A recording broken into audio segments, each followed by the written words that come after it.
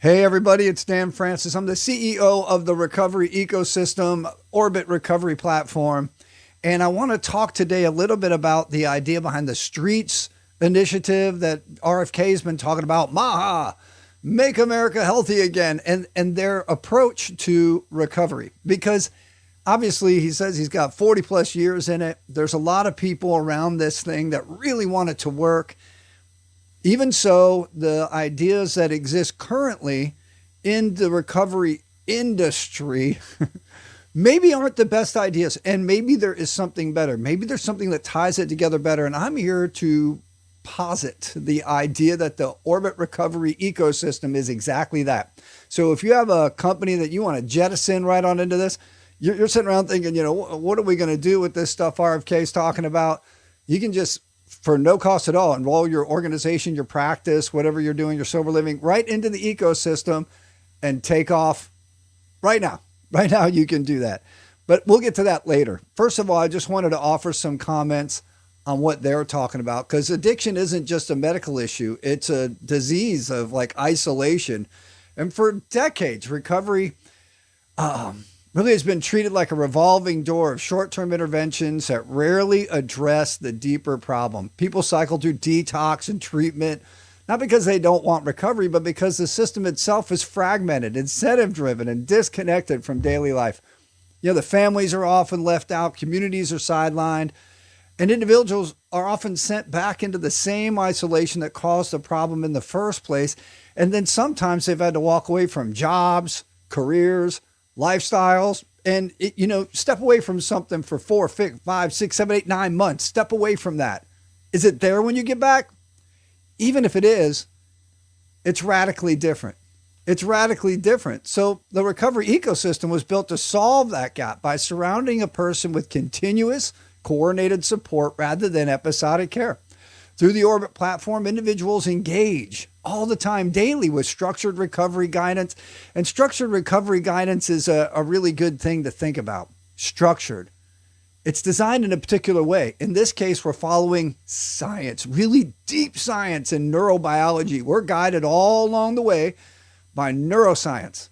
The recovery ecosystem is something of an amazing leverage of neuroscience. Yeah. It's good. And it incorporates those spiritual elements too. So it in no way conflicts or offends the 12-step program. Big fan of 12-step programs sitting right here. My 13 years of continuous sobriety has been achieved because of those wonderful 12 steps. But that is not the only way. It certainly isn't the corner on things. And we can integrate with any of it. Structured recovery guidance and encouragement is important. Who's going to pat you on the back at 2:30 tomorrow afternoon? Orbit is. Orbit is. See, there's a space in between everything like professional care, ILP meetings, 12-step or other community meetings, reading, meditating, and all that. It's called life. It's called the rest of life. And there's a ton of people that have no interest in hearing about old Dan's recovery journey. They want to hear, what am I going to do for them today? Like a boss, like somebody's looking at me to do something. What am I going to do for them today? So things like encouragement and accountability that adapt to how they're actually living are vital, not just how they present at appointments. Behavioral patterns, engagement trends, emotional signals are monitored over time. So what's cool about that is that over that time frame, we build an aggregate of data, which turns into things like patterns. Yeah, patterns.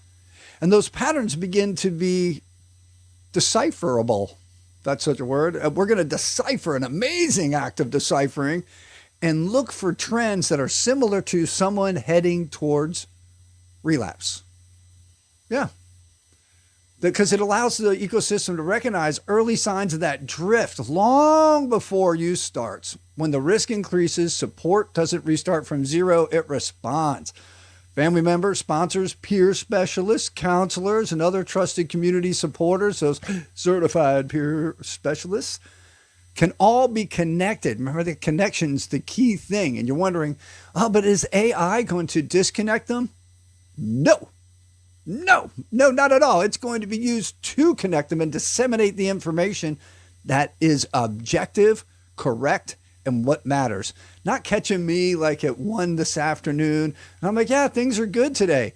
But I forgot at 10 a.m. how angry I was because one of my dogs peed on the floor, right? I forgot. I'm not even thinking about it anymore. It doesn't matter, I don't think.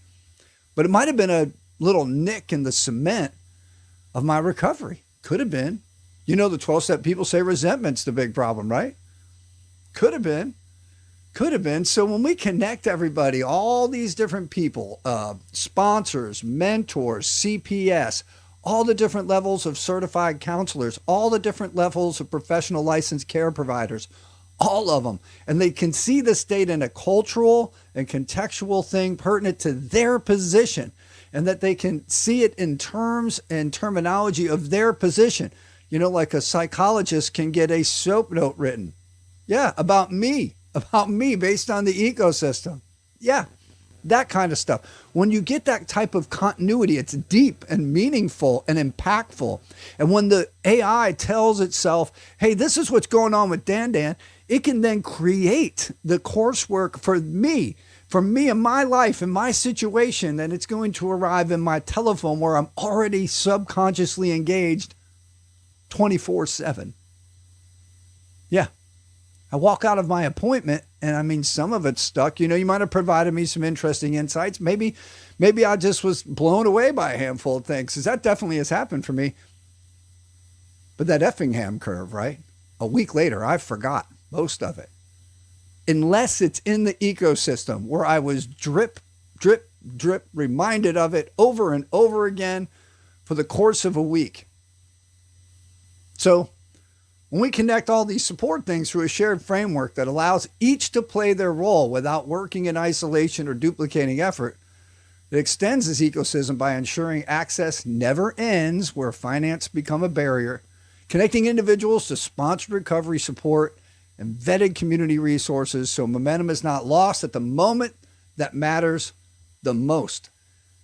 You know, when you put all these things together, it creates a continuity that is solid, that just doesn't work right now. That's what RFK is talking about in fragmentation, that if you have a payment vehicle as the primary driver, then you can't have continuity.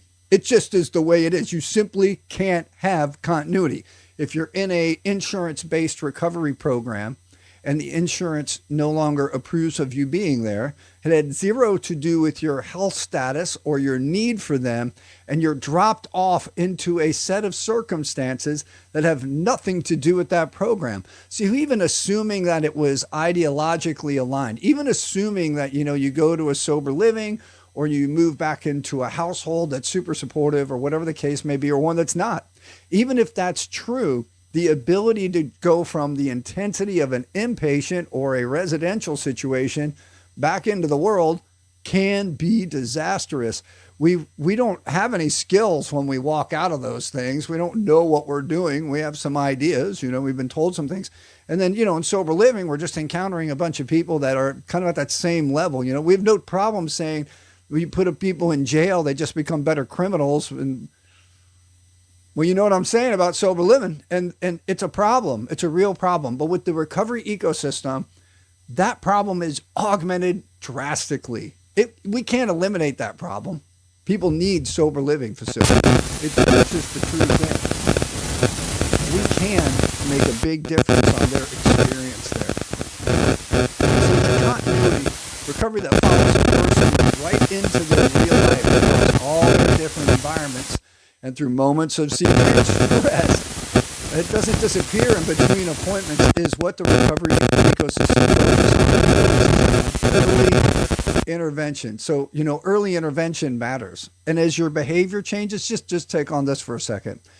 If you want to make a difference in someone's life, then you got to recognize how they're behaving. And when my behavior changes ever so subtly, my way of using this thing right here that I'm recording this on also changes. Yeah. Behavioral change is not isolated to a particular segment of my life. People pick up on it. You'll say, oh, I see it in your eyes, Dan, something's wrong, right? Well, so does this. You might say, I hear it in your voice, Dan, something's wrong. Well, so does this device. And it hears it and it knows it. And we can take those behavioral changes and begin to see the drift to relapse very early. days in advance, well prior to return to use, which is a different matter. Relapse is a thinking degradation, a degradation of philosophy and commitment and engagement well before first use. So when we maintain that engagement, we create long-term stability by rebuilding connection to people, reminding people of their purpose, and create community. Because recovery isn't something someone attends as like meetings and stuff. It's something they live, supported every step of the way. And when we think about that, it's not something you attend. It's something you live every step of the way. I had to learn. It's important that people in recovery learn a different approach. And that different approach exists, whether it be CBT, ACT, IFS, all the different therapy models. There's lots of them. All offer a benefit to each individual case because the circumstances of my use were different than other people's circumstances, but the consequences were not. The consequences are just kind of a bucket, right? They're real easy. Really broken relationships, failed marriages, failed finances, jails, institutions, and all that stuff. That's a pretty normal thing. So if I look at the circumstances, I'm like, oh, I'm so bad. I'm so unique, But the fact is I'm not unique at all because the consequences are exactly the same. The feelings, the self-esteem problems, the drastic reduction in my ability to function in life, they are all the same. So the recovery ecosystem provides a type of connectivity not available up till now. It's not there on Facebook. It's not in Snapchat. It's not in your group text. It's not any of those things because it's reading me and it's providing me with the stuff I need and it's connecting me to the people that are concerned about this one thing. Am I going to stay clean and sober today? Am I going to stay compliant with my treatment plan? Am I doing the things I said I would do? Am I keeping my commitments for the benefit of building trust? So when we get into the